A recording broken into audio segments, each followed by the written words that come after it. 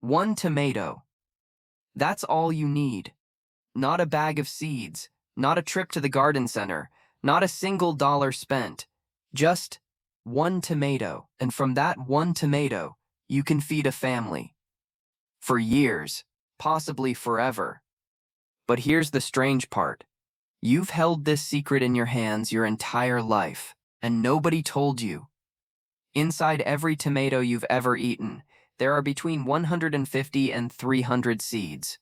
150 to 300, each one capable of becoming a full plant. Each plant capable of producing 10 to 30 tomatoes.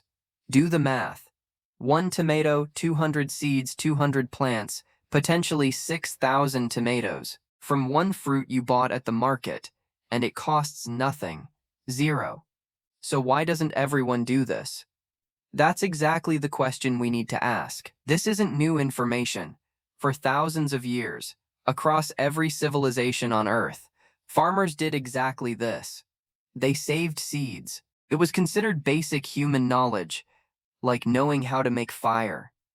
Farmers in India still practice a tradition called Navdanya, where communities collectively save and share seeds across generations. Norway built the Svalbard Global Seed Vault, buried deep in Arctic permafrost, specifically to preserve the world's seed diversity. Even governments know seeds are power, so why don't you? Here's where it gets uncomfortable. In 1970, the United States passed the Plant Variety Protection Act. For the first time in history, living plants could be owned, patented, controlled. By the 1990s, companies began developing something called terminator seeds. Seeds engineered to be sterile after one harvest. You plant them, they grow, they produce fruit. But the seeds inside? Dead. You have to go back and buy more every year.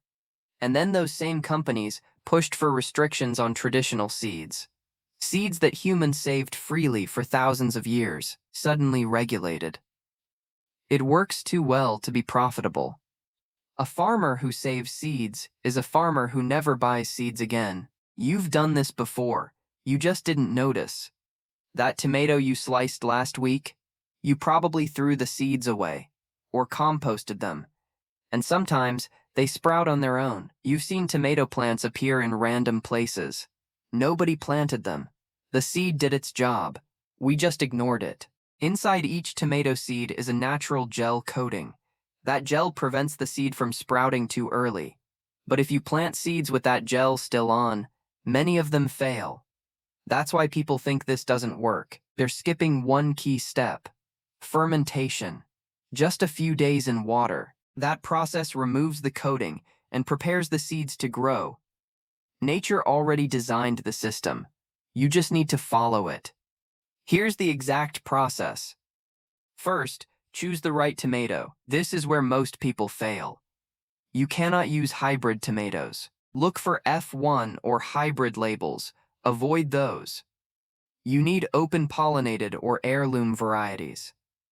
These grow true from seed. Find one good tomato. That's enough. Next, extract the seeds. Cut the tomato across the middle. Scoop the seeds into a glass jar. Add a bit of water. Stir lightly. Then, ferment for 2 to 3 days. Leave the jar in a warm place.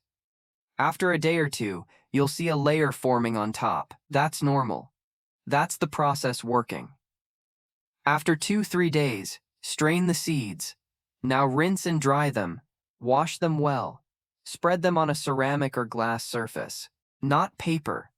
Let them dry for about a week. Make sure they're completely dry. Then store them properly. Use a paper envelope. Keep it inside a glass jar. Store in a cool, dark place. Done right, these seeds last for years. Most people fail for simple reasons. They use hybrid tomatoes. They skip fermentation. They dry seeds on paper. They store them in plastic. Or they wait too long and ruin the batch. One mistake can ruin everything. But if you follow the process, it works. Now think about the results. 30 seeds can become 30 plants.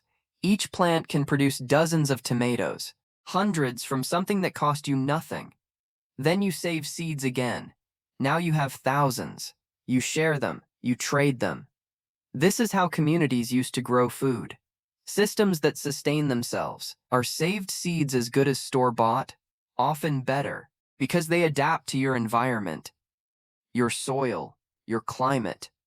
Over time, they get stronger. Is this legal? In most places, yes. Saving seeds for personal use is allowed.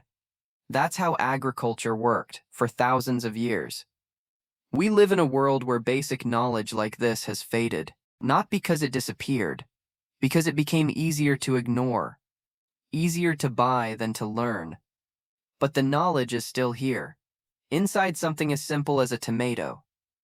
Save one seed, just one, and see what happens. Because once you understand this, you start seeing everything differently.